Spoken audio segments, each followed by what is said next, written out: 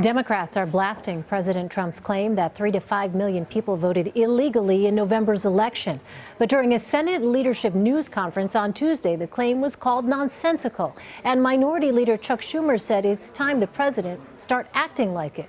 But some Republicans voiced support for Mr. Trump's argument. Cannot run a government. You cannot help people. You cannot keep America safe if you don't actually admit to the facts. Plain and simple. And unless that starts happening, this country is going to have real trouble. Regarding Mr. Trump's delusional statement that 3 to 5 million people voted illegally in the last election, that is a total nonsensical statement. The great political and democratic crisis we face now in this country is not voter fraud, it is voter suppression. On the whole issue of election fraud, which our Democratic colleagues always argue is just fiction, there are people literally in jail in Kentucky for this kind of activity. It does occur. There are always arguments on both sides about how much, how frequent, and all the rest. But the notion that election fraud is a fiction is not true. Congressional correspondent Nancy Cortez is on Capitol Hill. So, Nancy, we heard Democrats use some strong language there with respect to the president's claim. You also asked House Speaker Paul Ryan about it. What did he have to say? Well, he said point blank that he doesn't agree with the president on this front, that he sees no evidence to reflect that there were dozens, let alone millions of people who voted illegally in the last election and that somehow all benefited Hillary Clinton. And he's got some pretty good backup on that because the secretaries of state from around the country reiterated their view today as well that there was no massive voter fraud on the scale that the president is talking about.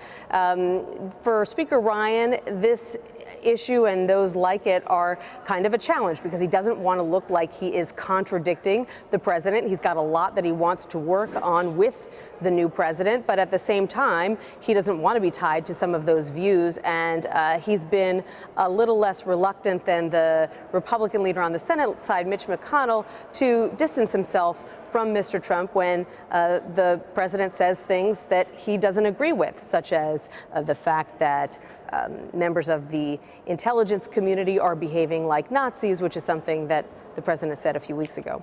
Well, Nancy, meantime, 3 of President Trump's nominees faced lawmakers in the Senate on Tuesday, including Mick Mulvaney, chosen to be the head of the Office of Management and Budget.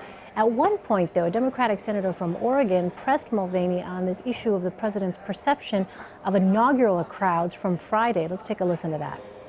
I have behind me 2 pictures that were taken at about the same time of day in 2009 and 2017. Which crowd is larger, the 2009 crowd or the 2017 crowd? Senator, if you allow me to give the disclaimer that I'm not really sure how this ties to OMB, I'll be happy to answer your question, which was from that picture. It does appear that the crowd on the left-hand side is bigger than the crowd on the right-hand side. Thank you. The president disagreed about this in his news report. He said, it's a lie. We caught them. We caught them in a beauty, referring to the press reporting. Says it looked like 1.5 million people. All right, what's the objective here politically for Democrats? The objective for Democrats is, A, to point out that this president has a habit of sticking to claims that most others around him would acknowledge are not true. And also, they want to get a sense of whether the people who are going to be closest to him, and Mick Mulvaney as the potential OMB director will be one of them, whether those people are willing to push back on the president when he makes these claims. Are they willing to say in an open hearing like that one that the president's belief that his inauguration was more heavily attended than President Obama's is not true? Beyond that, the point that they're trying to make is that when it comes to something like crowd size, it's kind of immaterial. It doesn't really matter. But what happens when it's a policy issue? What happens when it's a foreign policy issue? What happens when it's the way that we decide to deal with Russia or a terrorist act? What happens when the president is relying on a piece of information that is different than what Republicans and Democrats here on Capitol Hill have all concluded. And so that is a concern, I can tell you, Elaine, that is shared by not just Democrats, but Republicans as well, who said, many of them today, that they really wish that the president would focus on important issues and not on things like why he lost the popular vote and how many people attended his inaugural address. On another topic, Nancy, as you know, President Trump has talked about infrastructure spending and the jobs that would be created from that. And I understand Democrats essentially issued a challenge to him on that front. Tell us about that. That's right. This is one of those unique issues where there actually is some agreement between Democrats and the president. And so Democrats don't want to let any grass grow under their feet. They unveiled this massive $1 trillion infrastructure spending package that would basically do everything under the sun. It would rebuild roads and bridges and airports, and it would install more broadband, and it would modernize VA hospitals, you name it. And they say that this plan will create 15 million new jobs.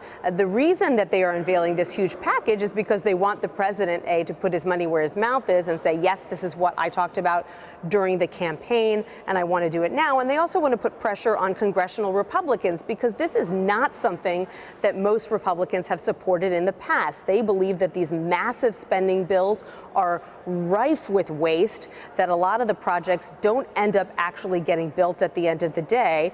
And so Democrats are trying to put the pressure on them by doing an end run and trying to get some support from the president. I asked Paul Ryan about that as well, and whether he would be broadly supportive of a large infrastructure package. And he said, yes, it just depends on how much money there is in the budget. And he said that's something that they'll figure out in the spring. So there's a lot of wiggle room there. And there's a big difference between a $100 billion package and a $1 trillion package. And so that's what the fight is going to be over in these next couple of months. It sounds like both parties acknowledge that this is going to happen, but the big fight is going to be over just how large the package is. Yeah, we'll see just how much fiscal conservatives decide they're going to dig in on this issue. Nancy Cordes on Capitol Hill for us. Nancy, thank you. You're welcome.